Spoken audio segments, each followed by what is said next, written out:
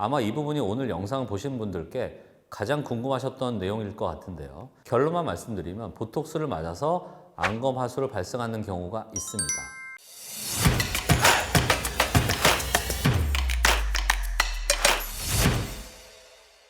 안녕하세요. 닥터 JYP 시청자 여러분. 압구정 오라클 피부과 대표원장 박재영입니다.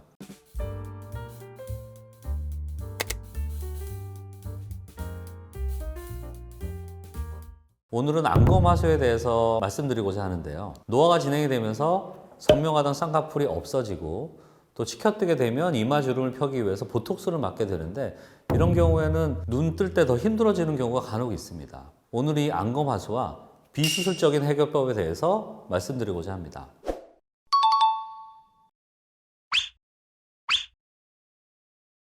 여러분, 안검 하수의 원인에 대해서 알고 계신가요? 윗 눈꺼풀을 들어 올리는 근육이 있는데요. 이를 눈꺼풀 올림근, LPS라고 하는 근육이 있습니다. 이 근육이 안구 뒤쪽에서 시작이 돼서 앞쪽으로 넘어오면서 또 넓고 얇게 변하게 되는데요. 이를 리베이터 아포니로시스, 거근 건막이라고 합니다. 이 거근 건막이 직접적으로 눈꺼풀의 피부에 부착이 되는데 노화 현상에 의해서 눈꺼풀 올림근과 이 거근 건막이 약해지면서 상안검이 처지게 되고 피부 자체도 눈꺼풀 피부가 늘어지게 되면서 이 노화 현상이 가속화되게 됩니다. 이러한 증상은 선천적으로 갖고 태어나는 경우도 있지만 대부분은 노화 현상에 의해서 후천적으로 나타나는 경우가 훨씬 더 많습니다. 안검 하수는 여러 가지 문제점들을 일으킬 수가 있는데요. 첫 번째는 시야 장애가 발생할 수 있습니다.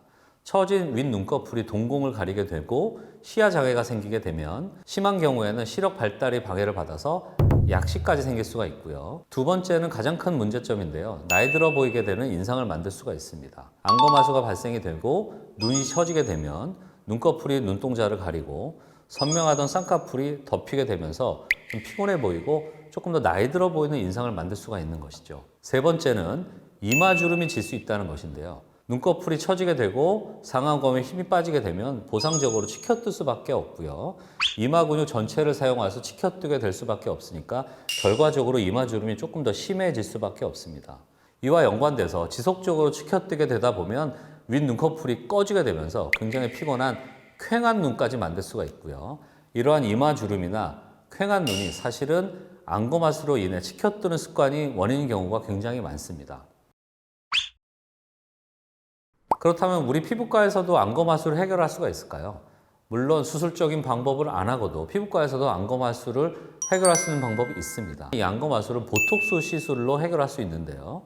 윗 눈꺼풀을 내리는 근육인 눈 둘레근을 보톡스로 약화시켜서 보상적으로 눈꺼풀을 올리는 방법입니다. 사실 이 시술은 안검 경련증 환자를 치료할 때 주입하는 주입 위치와 매우 비슷한데요. 효과가 없진 않지만 부위 특성상 소량만 넣을 수밖에 없다 보니까 지속기간이 짧은 단점이 있기 때문에 만족도가 그렇게 높지는 않습니다. 아마 이 부분이 오늘 영상을 보신 분들께 가장 궁금하셨던 내용일 것 같은데요. 결론만 말씀드리면 보톡스를 맞아서 안검 하수를 발생하는 경우가 있습니다. 실제로 미간 보톡스 이후에 이 보톡스가 상안검 올림근까지 퍼져서 안검 하수 증상을 호소한 분들이 있을 수가 있는데요.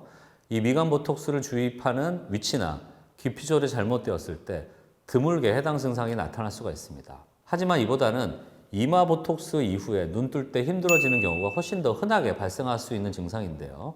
이마 보톡스 용량이 너무 많은 경우나 평소에 이마 근육으로 눈을 치켜뜨는 분들이 이마 보톡스를 맞았을 때 이런 경우가 훨씬 더 많이 발생할 수 있습니다. 이마 근육으로 치켜뜨는 분들이 이마 주름을 펴기 위해서 보톡스를 하게 되면 힘이 빠지면서 눈 뜰 때 조금 더 힘들어질 수밖에 없는 증상인데요. 또한 이런 증상이 발생하게 되면 조금 더 치켜뜨는 힘이 더 써질 수밖에 없고 결과적으로 눈썹산이 더 치켜 올라가는 미용적으로 안 좋은 결과를 함께 발생할 수가 있기 때문입니다.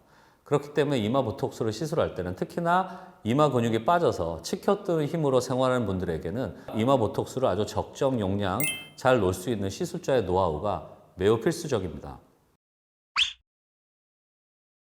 하지만 보톡스는 아무리 잘 놓는다 하더라도 점점 처지는 상안검을 막을 수는 없습니다.